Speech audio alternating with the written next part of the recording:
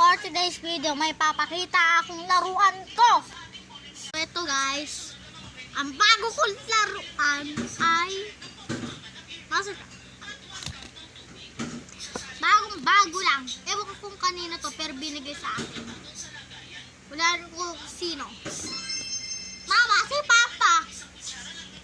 Ito na, ayusin ko na. Ganito ako maglaro. Ganon lang.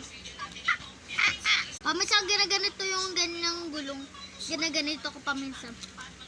Oh, angas ko. So, sobrang mahal ata to eh. Ito mga beshi. Maganda talaga. Ay. Mayok pa. Bye-bye. I hope you like my videos. Bye-bye.